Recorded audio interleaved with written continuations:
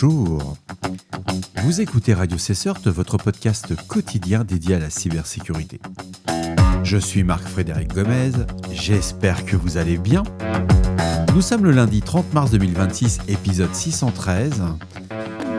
La journée a été dure, j'ai fait la journée du CERT au niveau du taf et rude, l'enregistrement va être dur. Mais au programme de ce Flash Info Cyber, nous avons que la CISA a ajouté une faille Out of Bounds Read affectant Citrix NetScaler et son catalogue Kev, une campagne Mashcart active depuis 24 mois qui cible des sites de WooCommerce avec des exfiltrations de données de cartes via des WebSockets, et le botnet proxy SOC5 System Z qui refait surface sous le nom de Proxybox avec 35 000 adresses IP actives quotidiennes. Et bah c'est parti. La CISA a ajouté aujourd'hui, le 30 mars, la CVE 2026 3055 à son catalogue Kev, les CNO Exploited Vulnerabilities, et la faille de type Out of Bound Read affecte Citrix NetScaler et fait l'objet d'une exploitation active confirmée. Les agences fédérales civiles américaines sont soumises à une obligation de rémédiation dans les délais fixés dans le Binding Operational Directive 2201. Mais pour nous, entreprises françaises, on ne réfléchit pas. On patch. Selon Anyrun, une campagne Mashcart active depuis au moins 24 mois cible des sites de e-commerce WooCommerce, avec une concentration notable en Espagne, en France et aux États-Unis. Les attaquants déploient un framework de checkout hijacking en plusieurs étapes. Il y a un loader JavaScript obfusqué qui va injecter dans le site compromis une charge dynamique avec une payload principale via une infrastructure de plus de 100 domaines avec des mécanismes de failback. L'exfiltration des données cartes, numéro complet, date d'expiration, CVV s'effectue via un WebSocket sur un serveur C2 déguisé en domaine RedSeas, contournant les outils de surveillance HTTP traditionnels.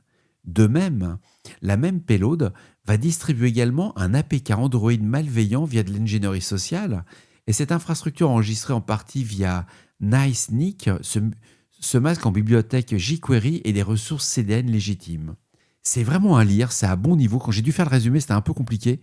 Je vous recommande fortement l'article.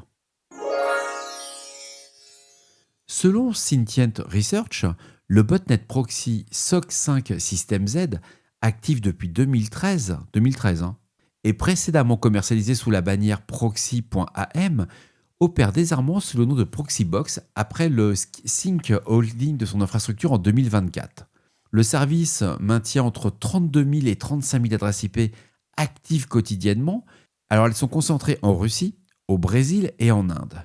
La chaîne d'infection repose sur des sites de logiciels piratés distribuant un loader en plusieurs étapes, auto-écrasement en mémoire, extraction d'une DLL chiffrée en RC4 depuis la section ressources et persistance via un service Windows ou une clé de registre.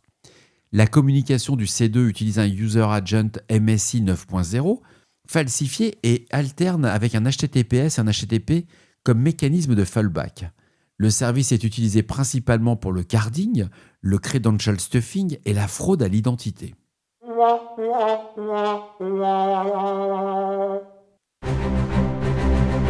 Et voilà pour ce 613e épisode qui se termine ici aujourd'hui. J'ai vraiment eu une journée de folie. On a commencé à 5h du matin, ça s'achève, il est plus de 23h.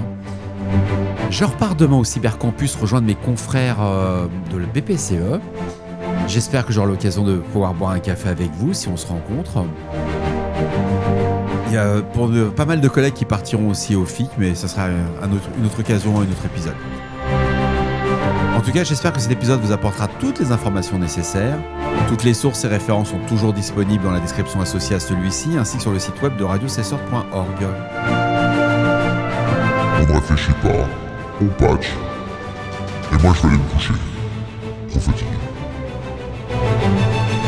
Au revoir.